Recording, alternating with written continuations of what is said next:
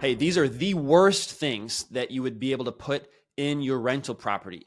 Number one is a door handle that is a lever. Those just break really easily. Number two is a sliding glass shower door. Those wheels on the tracks, they get clogged with hair and soap, and then they get off track and potentially fall. And when they fall, they potentially break, creating a safety hazard and also a maintenance.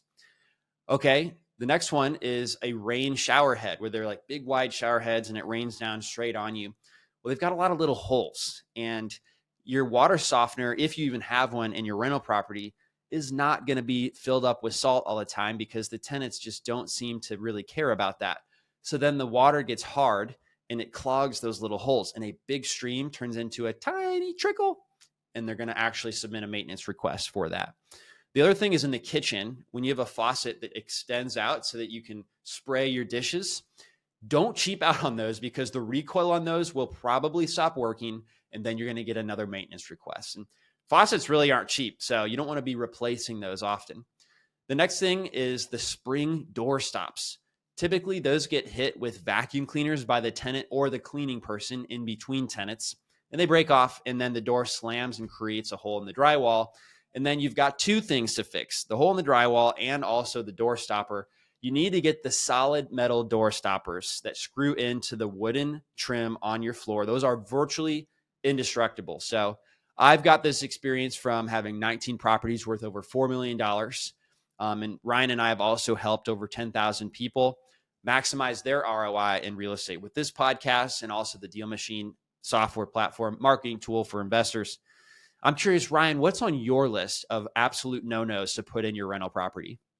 There's two absolute no-nos. The number one is garbage disposals, because most people put forks and debris that cannot go down a garbage disposal, and it'll ruin it.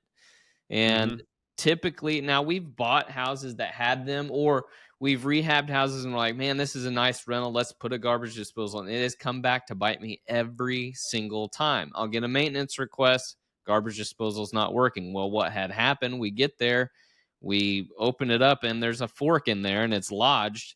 Well, it's not just as easy as just pulling the fork out and you're good to go. If it's lodged in there and it seized, it burned the motor up, now you're having to replace the garbage disposal. Those are about $150 a piece. And Plus so labor. plus labor to install them. And Probably if another you just $150. Yeah. easily, yeah. So if you just keep putting them in, you're going to get the same negligent response, or sometimes it's accidental. We have a garbage disposal at home. Sometimes I flip the switch on and one of my kids put a plastic medicine cup or something hard down there, and I'm like, oh no, shut it off, dig it out. The second thing that we don't put in One second. properties. Yep. Ooh, just save that. I just wanted to give two garbage disposal tips if you have one. I've gotten a text from the tenant and they're like, hey, the garbage disposal stopped working.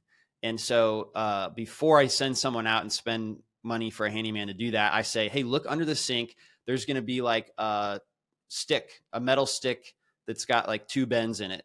That's the key for the garbage disposal. So you need to stick one end up the middle of the garbage disposal from underneath and then turn it, crank it, right, to manually get whatever is stuck in there unstuck. And if it's a fork, you're going to have to reach their hand and pull it out. But if it's like food, that crank will break it free. And then it still might not work, but a lot of newer garbage disposals have a safety switch to prevent it from burning out, like you said, Ryan. So then you can look for that reset switch on the garbage disposal as well under the sink. So just wanted to share those two in case somebody has one. Ryan, what's your second one? Second one is, unfortunately, dishwashers. What? Everyone loves having a dishwasher. What we have learned is that not everyone knows how to properly use a dishwasher, so it ends up costing me money. Dishwashers aren't intended to put in loaded dishes with tons of food and debris on them. You're supposed to rinse them off and then put them in. You don't have to clean them, but get all the debris off of them and then put them in, and then let the dishwasher do the work. But if you're putting in a plate, say you had a big greasy plate of steak or something, you let it sit and you just put it in the dishwasher, all that grease, all that fat, all the food debris are going to build up inside the drain pipes in the dishwasher. It's going to clog. It's going to back up and flood a property. And so we, after a few experiences in this, we stopped putting dishwashers in properties as well. Oh man, that's interesting. Sorry about the floods. That sounds awful. What do you do when the actual property has water damage?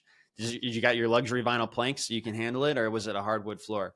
Well, luckily we did have LVP, but it was over a concrete slab, so there wasn't really any water damage. Good. But Whew. it was one of That's those good. like lessons of this could have been worse if the floors would have had wood floor under them or had plywood under them and it soaked through. Like it could be significant damage that you'd have to repair. Right. You cannot bank on a tenant's knowledge on how to maintain a home. Like that is not most likely not their expertise. They are, in most cases, at least for us, they're just not going to be the ones to pay attention to detail. Now, for that reason, we do quality quarterly work inspections every 3 months. We go in and we inspect the properties. We look for making sure the batteries are in the smoke alarms, making sure the furnace filters are changed, looking for water damage under every sink in the Oh bathrooms and the wow, kitchen. So that's a really good checking those idea. things out, you have to stay on top of it. And if you have like a really high end rental property that's, intended for, commercial use or something for high earning income people, that you're probably not going to deal with those as much, but those are still Right. things that you need to be paying attention to. You So know, I was we have I was actually gonna bring that up because I haven't had as many of those issues, and I'm curious. Your properties, what's the average price um, for rent? for rent, yeah, we average about $900 to $1,000 a month in rent. Okay, we're in different markets. I would say my average is probably 1,800 a month. Hmm. Um, we do have dishwashers, but I haven't had too many of those issues. Yeah, it So it really definitely must be depends. the type of person who's living there as well, I think. Yeah, I mean, I hate But the to price, say that or just straight up everybody's price range. different. Yeah, Yeah. it is kind of like you have to, in your market, you have to know your market. You have to know what your tenants are going to be like. And I mean, pets, man, pets are very hard on your pets are harder on your property than children. And so Super hard. having Well, a good rule of thumb on that is something to watch. all right. So obviously, you tell your tenants in advance that you're going to come in every 3 months, which is smart. I like that a lot. I haven't done that, but I kind of want to implement something like that.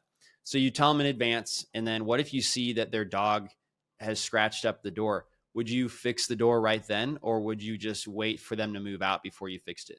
No, I'm not fixing it right then, simply because it's going to happen again. Hmm. In fact, we have an issue just that we just had. One of our tenants moved out, and long ago, we had walked through and we noticed there was a lot of scratches on the front door. And I had asked him about it, and he's like, "Yeah, my dog jumps up there when people get here and just scratched big scratches in the door." Well, I could have painted it and fixed it right then and there, but what would that have done? It's the dog is going to repeat the issue because it's not trained to not jump on doors.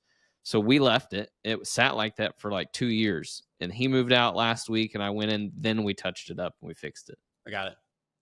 Cool. Just wanted to know how you handle that. I'm going to implement the quarterly inspection or something like that.